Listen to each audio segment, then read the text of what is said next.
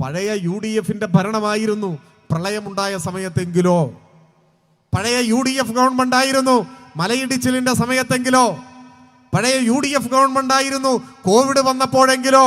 ആളുകൾ ആലോചിക്കുന്നുണ്ട്.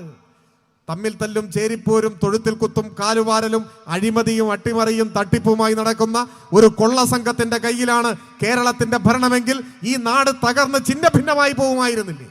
അവിടെയാണ് പിണറായി സർക്കാരിന്റെ പ്രത്യേകത. ആജ്ഞാശക്തിയുള്ള മുഖ്യമന്ത്രി, അസാധ്യമായതിനെ സാധ്യമാക്കുന്ന രാഷ്ട്രീയ തന്ത്രം, ആ ഇച്ഛാശക്തിയുടെ മുൻപിലാണ് കേരളം ധീരമായി മുൻപോട്ട് പോകുന്നത്. ഇതിങ്ങനെ മുന്നോട്ട് പോയാൽ ആയുസ്സറുതിക്ക് മുൻപ് VD സതീശനും കൂട്ടർക്കും ഇനി കേരള നിയമസഭാ മന്ദിരത്തിന്റെ അകത്തളങ്ങളിലേക്ക് മന്ത്രിപദത്തിന്റെ അകമ്പടിയോടെ കടന്നു വരാനാവില്ല എന്ന തിരിച്ചറിവാണ് ഇപ്പോ ലീഗിനെയും ജമാഅത്തിനെയും RSSനെയും പഴയ പോപ്പുലർ ഫ്രണ്ടിനെയും എല്ലാം കൂട്ടിച്ചേർത്ത് ഇടതുപക്ഷത്തിനെതിരെയാണെങ്കിൽ, ഇടതുപക്ഷ ഗവൺമെന്റിനെതിരെയാണെങ്കിൽ, CPIM-നെതിരെയാണെങ്കിൽ, തെരുവിലൂടെ പോകുന്ന ഒരു പട്ടിയാണെങ്കിൽ ആ പട്ടിയെയും ഒപ്പം കൂട്ടാം എന്ന മാനസികാവസ്ഥയിലേക്ക് കോൺഗ്രസ് എത്തി. കടുത്ത അപവാദ പ്രചരണങ്ങളിലൂടെ, തെറ്റായ പ്രചാരവേലയിലൂടെ എല്ലാ ഇടതുപക്ഷ വിരുദ്ധ ശക്തികളും കൈകോർത്തു പിടിച്ച് നമുക്കെതിരായ ആക്രമണം ശക്തിപ്പെടുത്തിയിരിക്കുകയാണ്. ആ കൂട്ടത്തിൽ കോൺഗ്രസ് ഉണ്ട്, മുസ്ലിം ലീഗ് ഉണ്ട്, ജമാഅത്തെ ഇസ്ലാമിയും പോപ്പുലർ ഫ്രണ്ടും ഉണ്ട്, RSS ഉണ്ട്, RSSന്റെ 1000 അവാന്തര വിഭാഗങ്ങളുണ്ട്. ഈ പ്രതിലോമകാരികളോടൊപ്പം ഐക്യദാർഢ്യം പ്രകടിപ്പിക്കുന്ന ഒരു വിഭാഗം മാധ്യമങ്ങളുണ്ട്. ഇവരെല്ലാം നമുക്കെതിരായ ആക്രമണം നടത്തിക്കൊണ്ടിരിക്കുകയാണ്. എന്തിന്? ഇടതുപക്ഷം ഈ നാടിനോട് എന്ത് തെറ്റ് ചെയ്തു? നമ്മുടെ ഗവൺമെന്റുകളല്ലേ, നമ്മുടെ ഗവൺമെന്റുകൾക്ക് നേതൃത്വം കൊടുക്കുന്ന നമ്മുടെ പാർട്ടിയല്ലേ കേരളത്തിലെ മഹത്തായ മുന്നേറ്റത്തിന് നിദാനമായ ചരിത്ര തീരുമാനങ്ങൾ ഓരോന്നും കൈക്കൊണ്ടത്? ഇന്നലകളിലെ കേരളം ഇങ്ങനെ ആയിരുന്നില്ലല്ലോ. ആ കേരളം എങ്ങനെ ആധുനിക കേരളമായി മാറി? കേരളത്തിന്റെ വളർച്ചയിലെ ഓരോ നാഴികക്കല്ലും നമ്മുടെ പ്രസ്ഥാനത്തിന്റെ തീരുമാനങ്ങളുടെ ഭാഗമായി കൂടി രൂപപ്പെട്ടു വന്നതാണ്. നമ്മുടെ സമരങ്ങൾ, നമുക്ക് ഭരണത്തിൽ പങ്കാളിത്തം കിട്ടിയ സന്ദർഭങ്ങളിൽ നാം മാതൃകാപരമായി കൈക്കൊണ്ടിട്ടുള്ള തീരുമാനങ്ങൾ, അതിൻ്റെ ഭാഗമായാണ് കേരളം മാറിയത്. കേരളത്തിലെ ലക്ഷക്കണക്കിന് വരുന്ന ഒരു പിടി മണ്ണ് സ്വന്തമായിട്ടില്ലാതിരുന്ന നിസ്വവർഗത്തിന് ഭൂപരിഷ്കരണത്തെ തുടർന്ന്, കുടിയിറക്കൽ നിരോധന നിയമത്തെ തുടർന്ന് കൈവന്ന സാമൂഹിക സുരക്ഷിതത്വം അത് ചെറിയൊരു കാര്യമാണ്. കേരളത്തിലെ യാചക തുല്യമായ ജീവിതം നയിച്ചിരുന്ന ലക്ഷക്കണക്കിന് വരുന്ന മനുഷ്യർക്ക് അവകാശബോധം പകർന്നു നൽകി അവരെ മണ്ണിൻ്റെ ഉടമകളാക്കി അവരെ അഭിമാനത്തോടെ ജീവിക്കാൻ പ്രാപ്തരാക്കി മാറ്റിയത് നമ്മുടെ പ്രസ്ഥാനമാണ്, നമ്മുടെ ഗവൺമെന്റാണ്. രാജ്യത്തിൻ്റെ തന്നെ ചരിത്രത്തിൽ ആദ്യമായി ഭൂമിക്കുമേൽ പതിത ജനതയ്ക്ക് അവകാശം പതിച്ചു നൽകിയ ഗവൺമെന്റ് 1957 EMSന്റെ ഗവൺമെന്റായിരുന്നു. അവിടെ നിന്ന് ആരംഭിക്കുന്നു ആധുനിക കേരളത്തിൻ്റെ യാത്ര. പിന്നെയും സുപ്രധാനമായ എത്രയെത്ര തീരുമാനങ്ങൾ കൈക്കൊണ്ടു. പണ്ട് നമ്മുടെ നാട്ടിലെ സാധാരണക്കാരൻ്റെ കുടുംബങ്ങളിലെ കുട്ടികൾ 4ാം ക്ലാസ് വരെയല്ലേ പഠിക്കുമായിരുന്നുള്ളൂ. ഈ അടുത്ത കാലത്ത് പുറത്തിറങ്ങിയ PK ശാരംഗപാണിയുടെ ഒരു ആത്മകഥയുണ്ട്. ശാരംഗപാണി എന്ന് പറഞ്ഞാൽ പേരുകൊണ്ടൊരു പക്ഷേ എല്ലാവരും തിരിച്ചറിഞ്ഞു കൊള്ളണമെന്നില്ല. എന്നാൽ ഒരു കാലത്ത് മലയാള ചലച്ചിത്രവേദിയെ പുളകം കൊള്ളിച്ച വടക്കൻ പാട്ട് സിനിമകളുണ്ട്. അതൊരു പക്ഷേ ഒരു നിശ്ചിത പ്രായത്തിന് മുകളിലുള്ളവരൊക്കെ കണ്ടിട്ടുണ്ടാവും. പുതിയ തലമുറയ്ക്ക് അത്ര അറിഞ്ഞു കൊള്ളണമെന്നില്ല. ഉണ്ണിയാർച്ചയും തുമ്പോലാർച്ചയും പാലാട്ട് കുഞ്ഞിക്കണ്ണനും കടത്തനാടൻ അമ്പാടി വരെ 32 വടക്കൻ പാട്ട് സിനിമകളുടെ തിരക്കഥ എഴുതിയ ആളുടെ പേരാണ് ശാരംഗപാണി.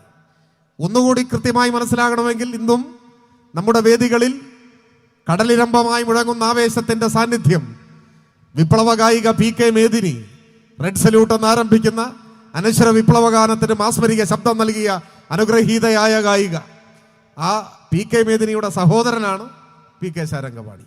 ഞാൻ അദ്ദേഹത്തെക്കുറിച്ച് ഇവിടെ പരാമർശിക്കാൻ കാരണം അദ്ദേഹത്തിൻ്റെ ആത്മകഥയിലെ ഒരു വാചകം ഇങ്ങനെയാണ്: 5ാം ക്ലാസ്സിലേക്ക് ജയിച്ചതിനു ശേഷം എനിക്ക് പഠനം തുടരാൻ കഴിഞ്ഞില്ല. അതിൻ്റെ കാരണം അദ്ദേഹം പറയുന്നു, അക്കാലത്ത് 5ാം ക്ലാസ്സിലേക്ക് ജയിച്ചു കഴിഞ്ഞാൽ മാസം 2 രൂപ വീതം ഫീസ് കൊടുക്കണമായിരുന്നു. മാസം 2 രൂപ ഫീസ് കൊടുക്കാനുള്ള ശേഷി അന്ന് ചുരുക്കം കുടുംബങ്ങൾക്കേ ഉണ്ടായിരുന്നുള്ളൂ. അതുകൊണ്ട് പഠനം തുടരാൻ കഴിഞ്ഞില്ല. അന്നത്തെ 2 രൂപയാണ്. അത് ഇന്നത്തെ എത്ര ആയിരം രൂപയായിരിക്കും നമുക്ക് സങ്കല്പിക്കാൻ പ്രയാസമാണ്. അപ്പോൾ 5ാം ക്ലാസ് മുതൽ പ്രതിമാസ ഫീസ് വേണമായിരുന്നു ഈ കേരളത്തിൽ.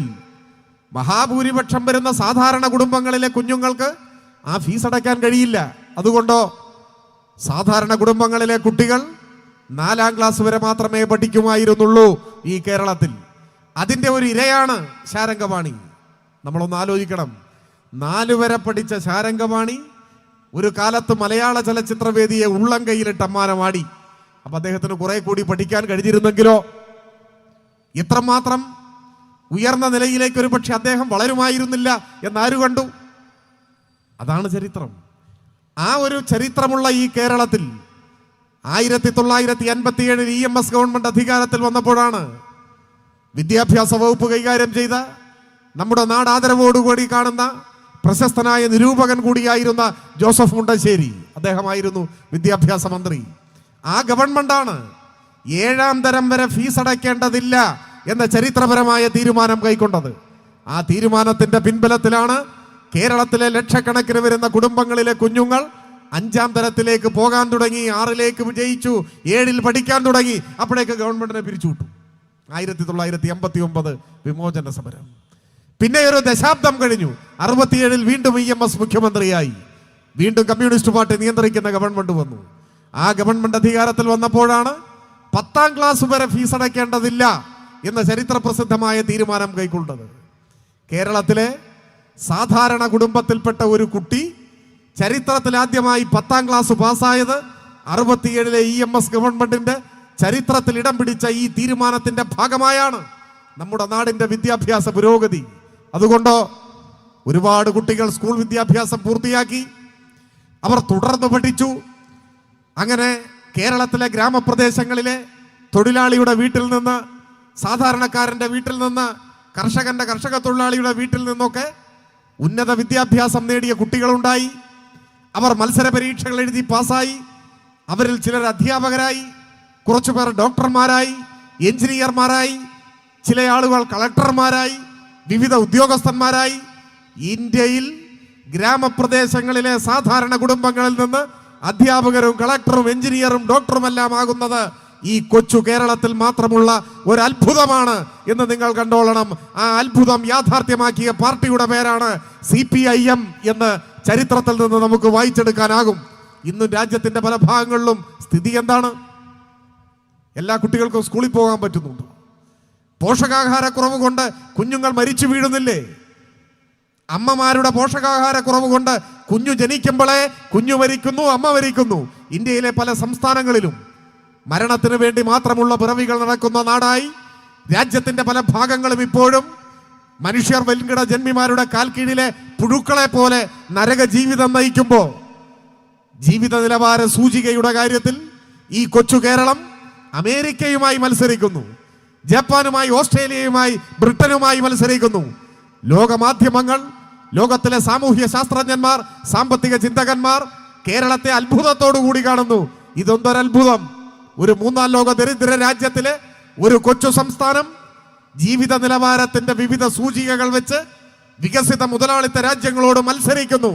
അതിന് മലയാളിയെ അതിന് പ്രാപ്തനാക്കിയത് ഈ മഹാപ്രസ്ഥാനമാണ്. നമ്മുടെ പാർട്ടി, നമ്മുടെ ഗവൺമെന്റ് കൈക്കൊണ്ട തീരുമാനങ്ങളുടെ, ഇച്ഛാശക്തിയുള്ള നിലപാടുകളുടെ ഭാഗമായി ഈ കേരളം മാറി.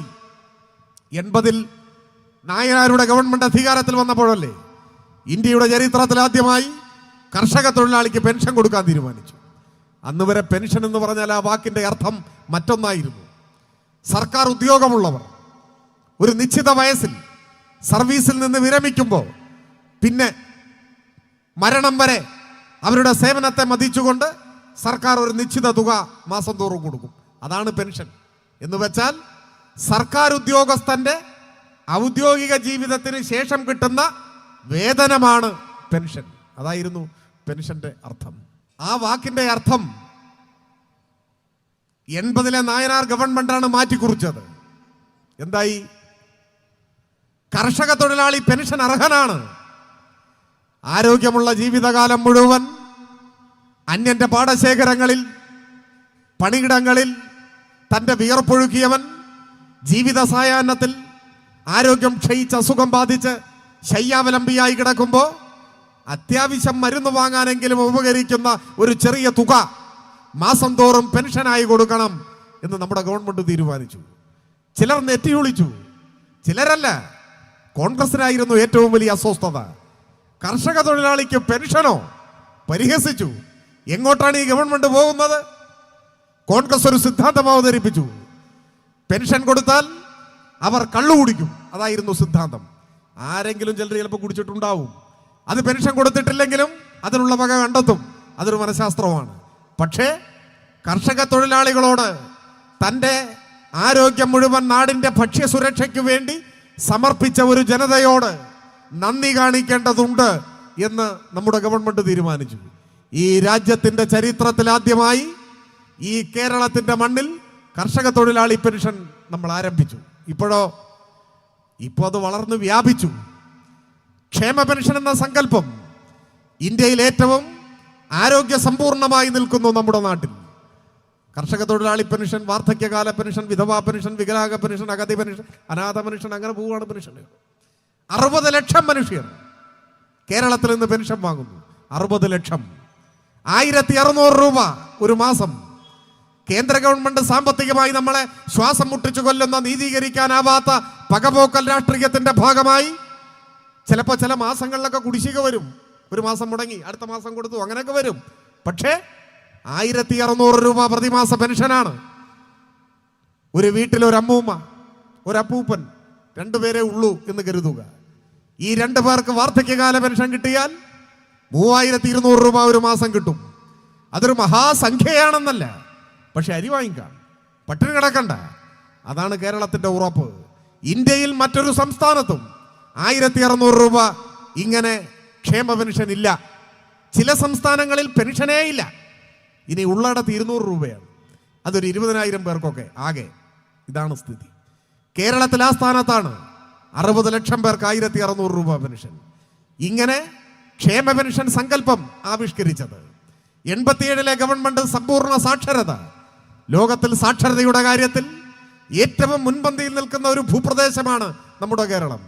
അമേരിക്കൻ ജനസംഖ്യയിൽ 19% പേർക്ക് എഴുത്തും വായനയും അറിഞ്ഞുകൂടാ എന്നാണ് ഒരു കണക്ക്. അപ്പൊ അതിനേക്കാൾ മുന്നിലാണ് നമ്മൾ നിൽക്കുന്നത്.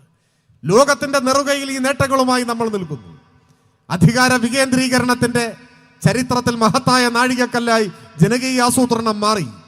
ഗ്രാമീണ മേഖലകളിൽ, ഗ്രാമപഞ്ചായത്തുകളിൽ ചെമ്മൺ പാതകൾക്ക് കറുത്ത നിറം കൈവന്നത് ആ ഗവൺമെന്റിന്റെ ജനകീയ ആസൂത്രണ പദ്ധതിയുടെ ഭാഗമായിട്ടല്ലേ? 96-2001 ഗവൺമെന്റിന്റെ കാലത്ത് ജനകീയാസൂത്രണം വന്നതിന് ശേഷമാണ് പഞ്ചായത്ത് റോഡുകൾ ടാറിടാൻ ആരംഭിച്ചത്.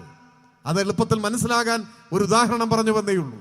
മറ്റൊട്ടേറെ അധികാര വികേന്ദ്രീകരണത്തിന്റെ ഭാഗമായ മാറ്റം നമ്മുടെ ഗ്രാമപ്രദേശങ്ങളിൽ ഉണ്ടായത് ആ ഗവൺമെന്റിന്റെ പ്രവർത്തനങ്ങളുടെ ഭാഗമായി കൈവന്നതാണ്. ഇപ്പോഴും നവകേരളം എന്ന മഹാലക്ഷ്യവുമായി നമ്മുടെ ഗവൺമെന്റ് മുൻപോട്ട് പോവുകയാണ്. ആ കാര്യത്തെക്കുറിച്ചെല്ലാം നന്ദേട്ടൻ ഇവിടെയുണ്ട്, സംസാരിക്കും. ഞാൻ പറഞ്ഞു വന്നത്, ആധുനിക കേരളത്തിന്റെ സൃഷ്ടാക്കളായ നാം മലയാളിയെ അവന്റെ ജീവിത നിലവാരത്തിന്റെ അടിസ്ഥാനത്തിൽ ലോകത്തിന്റെ നെറുകയിലേക്ക് കൈപിടിച്ചാനയിച്ച നമ്മുടെ പാർട്ടി, നമ്മുടെ ഗവൺമെന്റ്. പക്ഷേ ആ പാർട്ടിയുടെ ജീവനെടുക്കാൻ ഉദ്ദേശിച്ചുകൊണ്ടാണ് എല്ലാ പിന്തിരിപ്പൻ പ്രതിലോമ ശക്തികളും ഇപ്പോൾ കൈകോർത്ത് ഒരുമിക്കുന്നു. RSSും കോൺഗ്രസും തമ്മിൽ യോജിക്കുന്നു. അത് ചരിത്രത്തിൽ പണ്ടേ ഉള്ളതാണ്. ഒരുപാട് അനുഭവങ്ങൾ നമ്മുടെ മുന്നിലുണ്ട്. അതിൽ തൃശ്ശൂരിലെ വോട്ട് കച്ചവടമാണ് ഒടുവിൽ വന്നു നിൽക്കുന്നത്. 18ാം ലോക്സഭാ തെരഞ്ഞെടുപ്പിൽ കേരളത്തിന്റെ സാംസ്കാരിക തലസ്ഥാനം എന്ന പുകൾപെറ്റ പൊന്നാനിയോടൊക്കെ വളരെ അടുത്ത് കിടക്കുന്ന പ്രദേശമാണ് തൃശ്ശൂർ. ആ തൃശ്ശൂരിൽ ചരിത്രത്തിൽ ആദ്യമായി താമരയടയാളത്തിൽ ഒരാൾ പാർലമെന്റിലേക്ക് ജയിച്ചു. മതനിരപേക്ഷ കേരളം കുറ്റബോധത്തോടുകൂടി പരിശോധിക്കേണ്ട ഒരു സംഭവമാണ്. പക്ഷേ എല്ലാ മലയാളികളെയും അതിൻ്റെ പേരിൽ കുറ്റപ്പെടുത്താൻ പറ്റില്ല. അതിൻ്റെ പേരിൽ വിമർശന യോഗ്യരായിട്ടുള്ളവർ ഒരേ ഒരു കൂട്ടരാണ്. ആ ശരിയായ ജനഹിതം അട്ടിമറിക്കപ്പെട്ടതിൻ്റെ പിന്നിലുള്ള അധാർമികമായ വോട്ട് കച്ചവടത്തിൻ്റെ പ്രയോക്താക്കൾ കോൺഗ്രസ്സാണ്. കോൺഗ്രസും RSSും തമ്മിലുള്ള കച്ചവടം 1,00,000 വോട്ട് വിൽക്കും എന്നാണ് ധാരണ. 1,00,000 കോൺഗ്രസിന്റെ സജീവാംഗങ്ങളുടെ വോട്ട് BJPക്ക് കൊടുക്കാം എന്നാണ് ധാരണ. മറ്റു ചില മണ്ഡലങ്ങളിൽ BJP തിരിച്ചു സഹായിക്കും എന്നാണ് ധാരണ. ഇതൊക്കെ പതിറ്റാണ്ടുകൾക്ക് മുൻപ് തുടങ്ങിയ അധാർമികമായ തിരഞ്ഞെടുപ്പ് കൂട്ടുകെട്ടിന്റെ തുടർച്ചയാണ്. ഞാൻ ആ ചരിത്രത്തിലേക്ക് വിശദമായി ഇപ്പോൾ പോകുന്നില്ല. വോട്ടെണ്ണി കഴിഞ്ഞപ്പോൾ 86,000 വോട്ട് കൊടുക്കാൻ കഴിഞ്ഞു എന്ന് കണ്ടെത്തി. 2019 കൈപ്പത്തി അടയാളത്തിൽ കോൺഗ്രസിന് കിട്ടിയതിൽ 86,965 വോട്ട് ഇപ്പോൾ കാണാനില്ല. കൃത്യമായി ആ വോട്ട് അപ്പുറത്ത് കിട്ടി. നമുക്കോ ഒരൊറ്റ വോട്ട് കുറഞ്ഞില്ല. 16,000 വോട്ട് നമ്മൾ കൂടുതൽ സമാഹരിച്ചു. പക്ഷെ അത് ഉപകാരപ്പെട്ടില്ല. കാരണം 87,000-ഓളം വോട്ട് കോൺഗ്രസ് BJPക്ക് കൊടുത്തപ്പോൾ 73,000-ൽ പരം വോട്ടിന് BJP ജയിച്ചു. ചരിത്രത്തിലാദ്യമായി തൃശ്ശൂരിന്റെ മണ്ണിൽ കോൺഗ്രസ് 3-ാം സ്ഥാനത്തായി. മിക്കപ്പോഴും ജയിക്കുകയും അപൂർവം ചില ഘട്ടങ്ങളിൽ തോൽക്കുമ്പോൾ 2-ാം സ്ഥാനത്ത് എത്തി നിൽക്കുകയും ചെയ്യുന്ന കോൺഗ്രസ് ഇന്ത്യ ചരിത്രത്തിൽ ആദ്യമായി അവിടെ 3-ാം സ്ഥാനത്തേക്ക് പോയി. അതിന്റെ ബാക്കി പത്രമാണ് പാലക്കാട് ഇപ്പോൾ നമ്മൾ കണ്ടത്. കോൺഗ്രസും RSSുമായിട്ടുണ്ടാക്കുന്ന ഈ അധാർമികമായ തിരഞ്ഞെടുപ്പ് സഖ്യങ്ങൾ അത് വളരെ ശക്തമായി സജീവമായി ഇപ്പോഴും തുടരുന്നു. നമ്മുടെ നാടിന്റെ മതനിരപേക്ഷ ഭാവിയെ ആശങ്കപ്പെടുത്തുന്നതാണ്. എന്നാൽ അതോടൊപ്പം മറുഭാഗത്ത് കടുത്ത ഇസ്ലാമിക വർഗീയതയുമായും സഖ്യം ചേരുന്നു.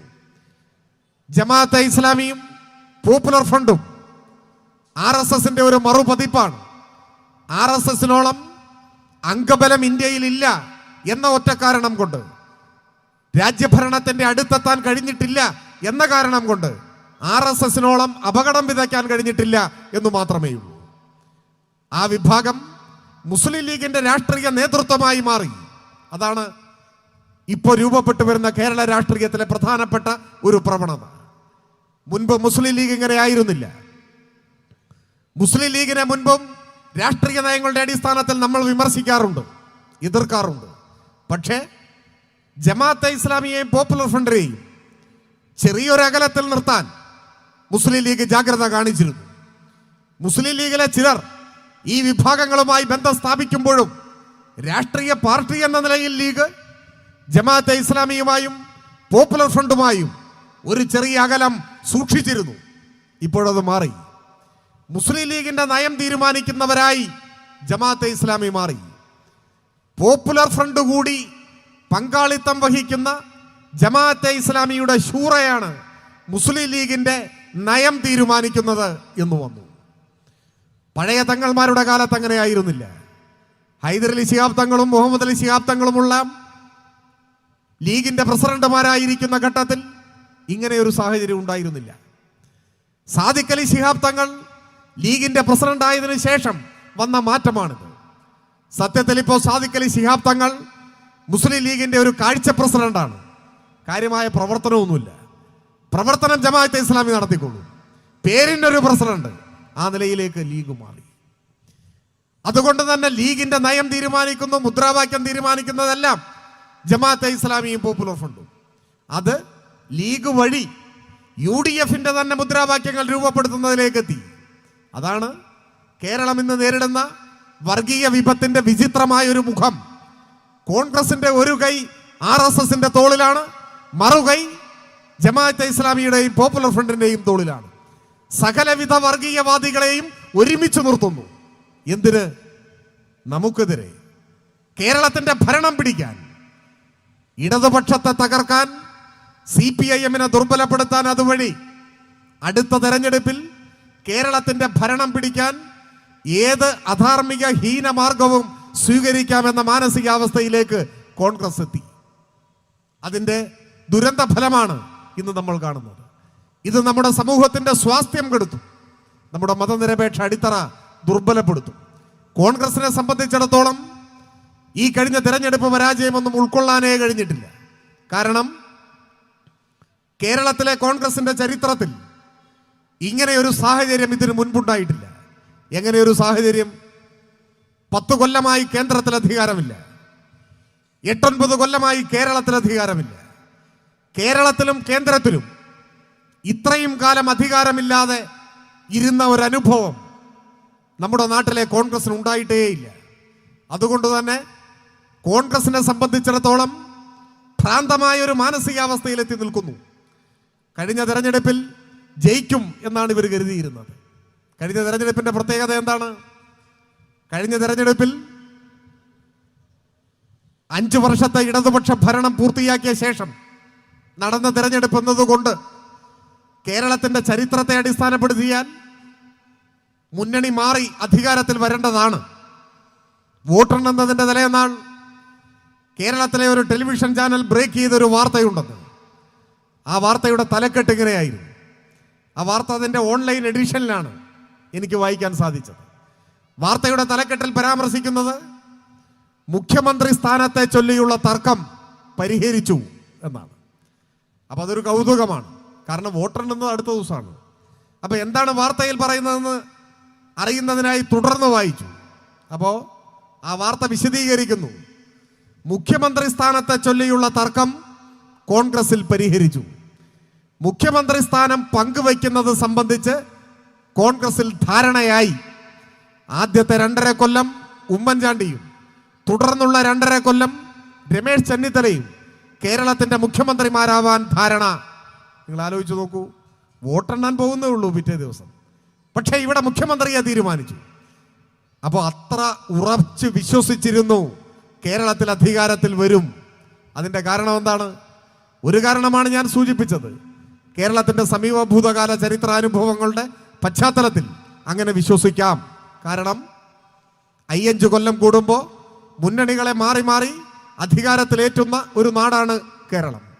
5 കൊല്ലം കോൺഗ്രസ് എങ്കിൽ 5 കൊല്ലം LDF, തിരിച്ചും ഇങ്ങനെ വരും. അതാണ് കേരളത്തിൻ്റെ ഒരു പൊതുശീലം. 2, ഒന്നാം പിണറായി സർക്കാരിൻ്റെ അവസാനത്തെ 6 മാസം അങ്ങേയറ്റം നികൃഷ്ടമായ വിവാദ കോലാഹലങ്ങൾ കൊണ്ട് കേരളത്തെ മലീമസമാക്കാൻ കേരളത്തിൻ്റെ പ്രതിപക്ഷവും മാധ്യമങ്ങളും എല്ലാ ഇടതുപക്ഷ വിരുദ്ധ ശക്തികളും കൈകോർത്തു. 6 മാസം വിവാദം മാത്രമല്ലേ ഉണ്ടായിട്ടുള്ളൂ?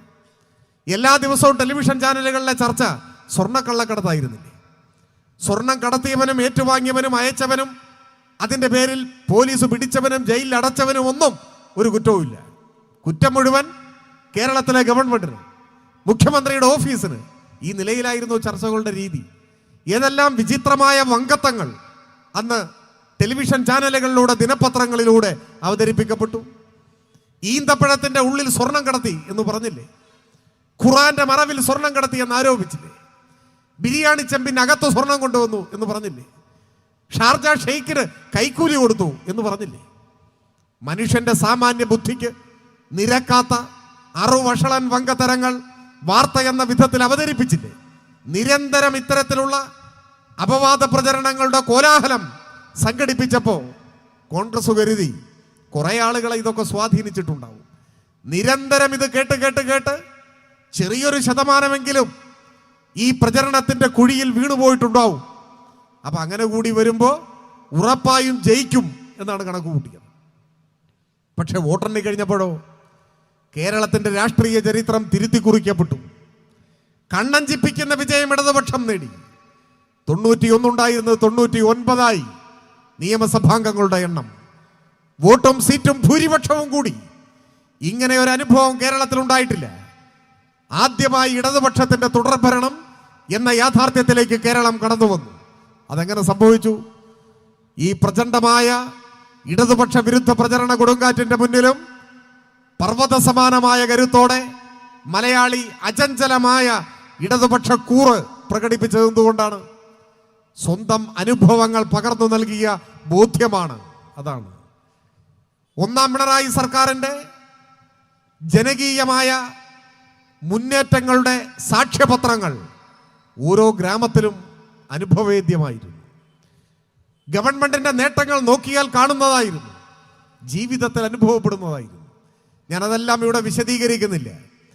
പുതിയൊരു കേരളം എന്നതൊരു മുദ്രാവാക്യം മാത്രമല്ലെന്നും അത് കേരളത്തിൽ സംഭവിച്ചുകൊണ്ടിരിക്കുകയാണ് എന്നും നല്ല ബോധ്യം ജനങ്ങൾക്കുണ്ടായി. നമ്മുടെ പള്ളിക്കൂടങ്ങൾ, ക്ലാസ് മുറികളെല്ലാം സ്മാർട്ട് ക്ലാസ് മുറികളായി മാറി. 1-ാം ക്ലാസ്സിൽ പഠിക്കുന്ന കുട്ടി കമ്പ്യൂട്ടറിന്റെ സഹായത്തോടെ പഠിക്കുന്നു. പുതിയ ആധുനിക കെട്ടിടങ്ങൾ, ആശുപത്രികൾ, താലൂക്ക് ആശുപത്രികളിൽ പോലും ഡയാലിസിസ് സെന്ററുകൾ, ആവശ്യത്തിന് മരുന്ന്, ഡോക്ടർമാർ, primary health centre family health സെന്ററായി മാറുന്നു. ഡോക്ടർമാരുടെ എണ്ണം കൂടുന്നു. പകൽ മുഴുവൻ OP. കേരളത്തിൽ എന്തെന്ത് മാറ്റങ്ങളാണ് വന്നത്. ക്ഷേമ പെൻഷനെ കുറിച്ച് ഞാൻ സൂചിപ്പിച്ചു. പവർ കട്ടില്ലാത്ത നാടായി കേരളത്തെ മാറ്റി. ഉമ്മൻചാണ്ടി കേരളത്തിന്റെ മുഖ്യമന്ത്രി ആയിരുന്നപ്പോൾ ആദ്യം അരമണിക്കൂർ പവർ കട്ടാണ്. ഇവിടെ മുന്നിൽ മുഴുവൻ സ്ത്രീകളാണ് ഇരിക്കുന്നത്. അരമണിക്കൂർ പവർ കട്ടെന്ന് പറഞ്ഞാൽ ഒരു സീരിയൽ പോയി ഇല്ലേ? പോയില്ലേ? ഏത്തൊക്കെ സീരിയൽ ഇടയ്ക്ക് മുറിഞ്ഞു പോയി. അത് ആലോചിച്ച് എത്ര ടെൻഷൻ അടിച്ചു. എന്ത് സംഭവിച്ചു എന്ന് ആലോചിച്ചിട്ട്. സ്ത്രീകളെന്ന് പറയാൻ പാടില്ല, പുരുഷന്മാരും തുല്യ പങ്കാളികളാണ് സീരിയൽ. പിന്നെയുണ്ട് 1 മണിക്കൂറായി പവർ കട്ട്.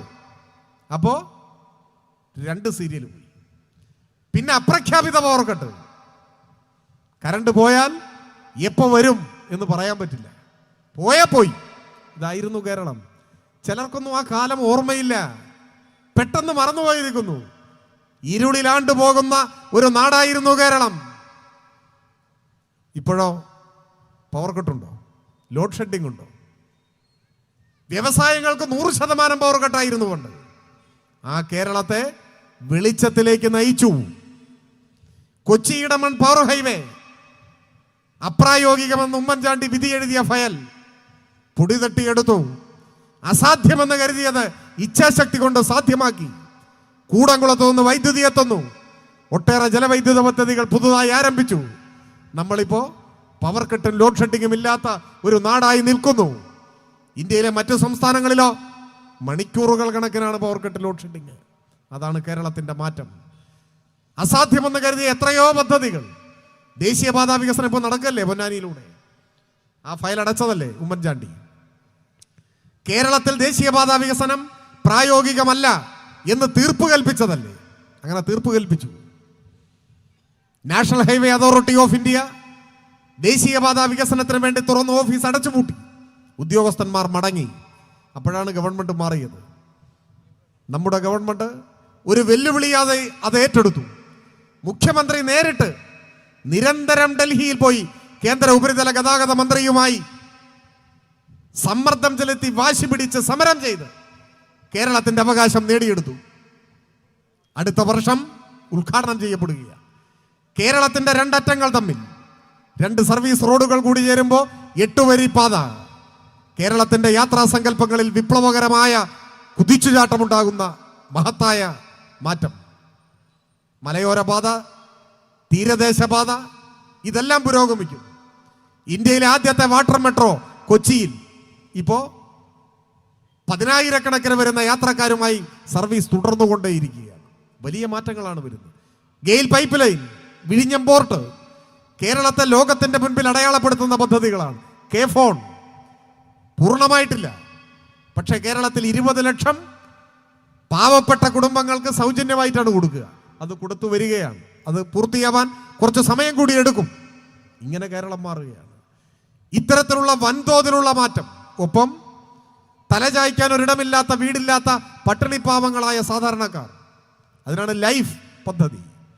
5 ലക്ഷം വീട് 2-3 മാസം കൂടി കഴിയുമ്പോഴേക്ക് 5 ലക്ഷം തികയും. നമ്മുടെ ഗവൺമെന്റ് ഇതിനോടകം നിർമ്മിച്ച് നൽകുന്ന വീടുകളുടെ എണ്ണം ഒരു സർവ്വലോക റെക്കോർഡാണ്. അപ്പോ ഏറ്റവും സാധാരണക്കാരനായ ഒരു മനുഷ്യന്റെ ജീവിതത്തിൽ നേരിട്ടവന് സഹായിക്കുന്ന, പിന്തുണയ്ക്കുന്ന, ആനുകൂല്യം നൽകുന്ന പദ്ധതി മുതൽ ലോകത്തിന്റെ മുന്നിൽ കേരളത്തിന് പുതിയ മുഖം നൽകുന്ന വൻകിട പ്രൊജക്ടുകൾ വരെ കേരളത്തിൽ വിസ്മയം തീർത്തുകൊണ്ട് മുൻപോട്ട് പോകുന്നു. അതാണ് നമ്മുടെ ഗവൺമെന്റിന് ജനങ്ങളുടെ ഇടയിലുള്ള അംഗീകാരം കൂടുതൽ ദൃഢപ്പെടുത്തിയത്. ഒപ്പം അപ്രതീക്ഷിതമായ നിമിഷങ്ങളിൽ സംഭവിക്കുന്ന വൻ ദുരന്തങ്ങൾ, അത് മലയിടിച്ചിലായാലും നൂറ്റാണ്ടിലെ പ്രളയമായാലും ലോകത്തെ മുഴുവൻ മുൾമുനയിൽ നിർത്തിയ കോവിഡായാലും നിപ്പയായാലും ഓഖിയായാലും ഏതു രൂപത്തിൽ ദുരന്തങ്ങൾ നമ്മളെ വേട്ടയാടിയാലും ലോകത്തിൽ മറ്റൊരിടത്തും കാണാത്ത വിധം അചഞ്ചലമായ, അനിതര സാധാരണമായ കരുത്ത് പ്രകടിപ്പിച്ചുകൊണ്ട് ആ ദുരന്തങ്ങളെ നേരിടാൻ കേരളം കാണിക്കുന്ന ഇച്ഛാശക്തി, ക്രൈസിസ് മാനേജ്മെന്റിന്, പ്രതിസന്ധികൾ പരിഹരിക്കാൻ, എല്ലാ മനുഷ്യരെയും സന്നദ്ധ പ്രവർത്തകരാക്കി മാറ്റി വിന്യസിപ്പിക്കാൻ സർക്കാർ സംവിധാനങ്ങളെ എണ്ണയിട്ട യന്ത്രം പോലെ പ്രവർത്തിച്ച് എങ്ങനെ ദുരന്തത്തിന്റെ മുന്നിൽ അതിജീവനത്തിന്റെ പ്രതീകമായി ഒരു സർക്കാരിന് മാറാനാവും എന്ന് ലോകത്തെ നമ്മൾ കാണിച്ചു കൊടുക്കുകയാണ്. പല വിദേശ യൂണിവേഴ്സിറ്റികളിലും മുതലാളിത്ത രാജ്യങ്ങളിലെ പല യൂണിവേഴ്സിറ്റികളിലും വിദ്യാർത്ഥികൾ ഇപ്പോൾ ഗവേഷണം ചെയ്യുന്ന ഒരു വിഷയം കേരളത്തിലെ ക്രൈസിസ് മാനേജ്മെന്റാണ്. കേരളം എന്ന ഈ ഭൂപ്രദേശം കേരള മോഡലിന്റെ പേരിൽ പണ്ടേ നാം സവിശേഷ ശ്രദ്ധയ്ക്ക് പാത്രമായിട്ടുണ്ട്. ഇപ്പോൾ കേരളത്തിന്റെ ക്രൈസിസ് മാനേജ്മെന്റ് തന്ത്രങ്ങളെ സംബന്ധിച്ച് വിദേശ സർവകലാശാലകളിൽ ഗവേഷണം നടക്കുകയാണ്.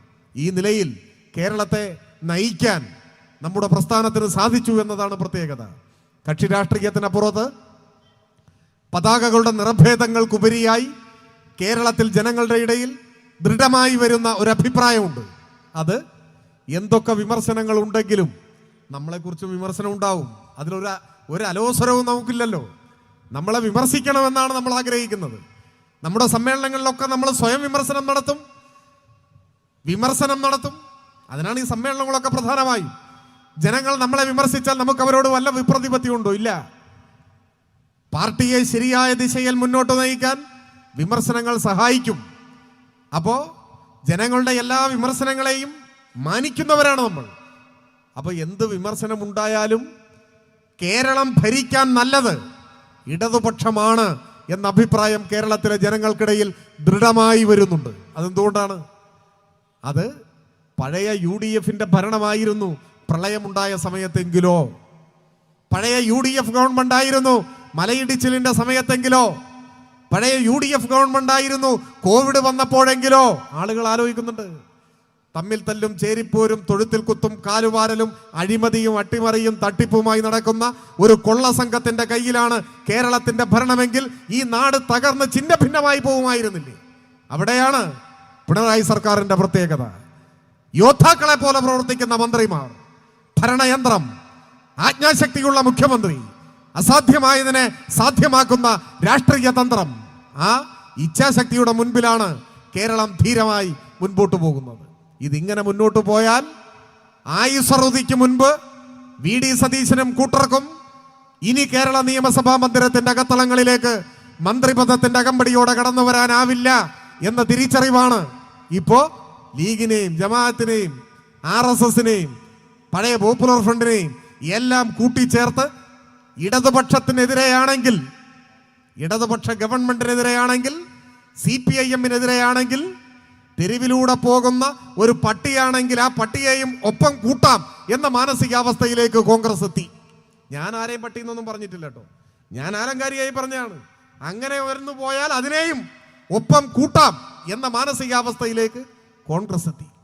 അതിനെ പ്രതിരോധിക്കാൻ കേരളത്തിലെ സാധാരണക്കാരായ മനുഷ്യർ, തൊഴിലാളികൾ, പാവപ്പെട്ടവർ, ഇടത്തരക്കാർ, പട്ടികജാതി പട്ടികവർഗക്കാർ, ന്യൂനപക്ഷങ്ങളിൽപ്പെട്ടവർ, യുവജനങ്ങൾ, സ്ത്രീകൾ, എല്ലാ വിഭാഗം മനുഷ്യരുടെയും പിന്തുണയോടെ കേരളത്തെ ശിഥിലമാകെ ആക്കാൻ വെമ്പി നിൽക്കുന്ന ഈ വലതുപക്ഷ സകലവിധ വർഗീയ കൂട്ടുകെട്ടിനെ നമുക്ക് പ്രതിരോധിക്കാൻ കഴിയേണ്ടതായിട്ടുണ്ട്. അതിന് ഞങ്ങൾ സജ്ജരാണ് എന്ന സമരപ്രഖ്യാപനം കൂടിയാണ് ഈ പൊതുസമ്മേളനത്തിൽ അണിനിരക്കാൻ അണമുറിയാത്ത നദീജല പ്രവാഹം എന്ന പോലെ ഒഴുകിയെത്തിയ ഈ മഹാജനാവലി അതിൻ്റെ സാക്ഷ്യപത്രമാണ്. ഇവിടെ ഒത്തുകൂടിയിരിക്കുന്ന നിങ്ങളാണ് ഈ മഹാപ്രസ്ഥാനത്തിന്റെ കരുത്ത്. ഏതെങ്കിലും അസാധാരണമായ ശേഷിയുള്ള ഒരു നേതാവിലല്ല CPIM വിശ്വാസം അർപ്പിക്കുന്നത്. പിന്നെയോ സ്വന്തം ജീവനേക്കാൾ വലുതായി കരുതിയ ഈ ചെങ്കൊടിയുടെ മുന്നിൽ സ്വന്തമെന്ന വാക്കുമറ അണിനിരന്നിരിക്കുന്ന ഈ നാട്ടിലെ സാധാരണക്കാരായ നിസ്വരായ ജനലക്ഷങ്ങൾ, അവരാണ് ഈ മഹാപ്രസ്ഥാനത്തിന്റെ കരുത്ത്. എന്ന് പറഞ്ഞാൽ പൊന്നാനിയിലെ പ്രസ്ഥാനം എന്ന് പറയുന്നത് ഇവിടെ ഒത്തുകൂടിയിരിക്കുന്ന നിങ്ങളാണ് ഈ പാർട്ടിക്ക് വഴികാട്ടുന്നത്, ഈ പാർട്ടിയെ കരുത്തോടെ മുൻപോട്ട് നയിക്കുന്നത്. നിങ്ങൾ നിയോഗിച്ച ചിലർ ഇവിടെ കമ്മിറ്റിയുടെ ഭാഗമായി വരുന്നു എന്നേയുള്ളൂ. നിങ്ങളാണ് ഈ പാർട്ടിയുടെ അടിത്തറയും കരുത്തും. നിങ്ങൾ ആകാശത്തേക്ക് നോക്കൂ, ഒറ്റ നക്ഷത്രം പോലും അവിടെ ഇല്ല. അതെന്തുകൊണ്ടാണ്? ഇന്ന് ഇവിടുത്തെ നക്ഷത്രങ്ങളെല്ലാം ഈ സദസ്സിൽ കസേരകളിൽ ഇരിക്കുന്നു. നിങ്ങളാണ് ഈ മഹാപ്രസ്ഥാനത്തിന് വെളിച്ചം പകരുന്ന നക്ഷത്രങ്ങൾ. ജനങ്ങളിൽ നിന്ന് ഊർജവും വെളിച്ചവും സ്വീകരിച്ചുകൊണ്ടാണ് നമ്മുടെ പ്രസ്ഥാനം മുൻപോട്ട് പോകുന്നത്. എല്ലാ വെല്ലുവിളികളെയും ചവിട്ടിയരച്ച് കളയുന്ന പുല്ലുപോലെ നമുക്ക് അവഗണിക്കാൻ കഴിയും. ഈ മഹാജനസഞ്ചയത്തിന്റെ പിന്തുണയും പങ്കാളിത്തവും ഉണ്ടാവുമ്പോൾ പൊന്നാനി, മലപ്പുറം ജില്ലയിലെ പാർട്ടിയുടെ ഏറ്റവും കരുത്തുറ്റ ഒരിടമാണ്. മറ്റു ചിലയിടമുണ്ട്, ഇവിടെയും ഒരിടമാണ്. ഇവിടുത്തെ പ്രസ്ഥാനത്തെ ഇനിയും കൂടുതൽ കൂടുതൽ കരുത്തുള്ളതാക്കി നമുക്ക് മാറ്റാൻ, വളർത്തിയെടുക്കാൻ സാധിക്കേണ്ടതായിട്ടുണ്ട്. നമ്മോടൊപ്പം അണിനിരക്കേണ്ട ജനങ്ങൾ ഇനിയും ഇവിടെയുണ്ട്. എന്തൊക്കെയോ കാരണം കൊണ്ട് അവരിൽ ചിലർ നമ്മോടൊപ്പം ഇല്ല എന്നേ ഉള്ളൂ. ചിലപ്പോൾ പാരമ്പര്യം കൊണ്ടാവും. എൻ്റെ പിതാവ് കോൺഗ്രസ് ആയിരുന്നു, പിതാവിൻ്റെ പിതാവ് കോൺഗ്രസ് ആയിരുന്നു, അതുകൊണ്ട് ഞാനും അതിൻ്റെ കൂടെ ഇങ്ങനെ പോകുന്നു എന്നൊക്കെ കരുതുന്നവരുണ്ടാവും. അവരോടൊന്നും നമുക്കൊരു വിപ്രതിപത്തിയുമില്ല. വ്യത്യസ്തമായ രാഷ്ട്രീയ നിലപാടുകൾ സ്വീകരിച്ച് നമ്മുടെ നാട്ടിൽ നിൽക്കുന്ന, അല്ലെങ്കിൽ വ്യത്യസ്തമായ രാഷ്ട്രീയ പാർട്ടികൾക്ക് വോട്ട് ചെയ്യുന്ന ജനങ്ങളോട് നമുക്കൊരു വിരോധവുമില്ല. അവരെല്ലാം നമ്മുടെ സഹോദരങ്ങളാണ്. അവരുടേതായ ചില കാരണങ്ങളാൽ അവരൊക്കെ ഇപ്പോൾ അങ്ങനെ നിൽക്കുന്നുവെന്നേ ഉള്ളൂ. പക്ഷേ അവരുടെ നേതൃത്വം സ്വീകരിക്കുന്ന വിപൽക്കരവും വഞ്ചനാപരവുമായ നിലപാടിനെതിരെ അവരെ ചിന്തിപ്പിക്കാനും അവരെ ഇടതുപക്ഷത്തിന്റെ ഭാഗമായി അണിനിരത്താനുമുള്ള ഉത്തരവാദിത്വമാണ് നമ്മൾ ഏറ്റെടുക്കേണ്ടത്. ഈ നാട്ടിലെ മഹാഭൂരിപക്ഷം വരുന്ന ജനങ്ങളെയും നാടിന്റെ നാളെയെ കരുതി, ജനങ്ങളുടെ നന്മയെ കരുതി ഇടതുപക്ഷ പ്രസ്ഥാനത്തിന്റെ ഭാഗമായി അണിനിരത്താനുള്ള രാഷ്ട്രീയ ഉത്തരവാദിത്വം കൂടി ഏറ്റെടുത്തുകൊണ്ടാണ് പൊന്നാനി ഏരിയ സമ്മേളനം സമാപിക്കുന്നത്. ഏത് വലിയ ശക്തി കൊമ്പുകുലുക്കി വന്നാലും ഈ നാടിനെ വർഗീയ വിപത്തിൽ നിന്ന് രക്ഷിക്കാനും നാടിന്റെ വികസനവും ജനങ്ങളുടെ ക്ഷേമവും ഉറപ്പുവരുത്താനും നമ്മുടെ പ്രസ്ഥാനം ഇവിടെ കരുത്തോടെ നിലനിൽക്കണം എന്നത് ഈ നാടിന്റെ പൊതുവികാരമാണ്. അതിന് അനുസൃതമായി ജനങ്ങളുടെ വിശ്വാസത്തിന് പോർലേൽക്കാതെ വരാനിരിക്കുന്ന നാളുകളിലും ഇടതുപക്ഷ പ്രസ്ഥാനം ഈ നാടിന്റെ നന്മയെ ലാക്കാക്കിക്കൊണ്ട് ഏറ്റെടുക്കുന്ന വിവിധ തരങ്ങളായ പ്രചരണ പ്രക്ഷോഭ പരിപാടികളിലെല്ലാം വർദ്ധിത വീര്യത്തോടെ അണിനിരക്കണം എന്ന എളിയ അഭ്യർത്ഥനയോടെ ഈ മഹാസമ്മേളനം ഔപചാരികമായി ഉദ്ഘാടനം ചെയ്യുന്നതായി അറിയിച്ചുകൊണ്ട് ഞാൻ എൻ്റെ എളിയ വാക്കുകൾ അവസാനിപ്പിക്കുന്നു. അഭിവാദനം.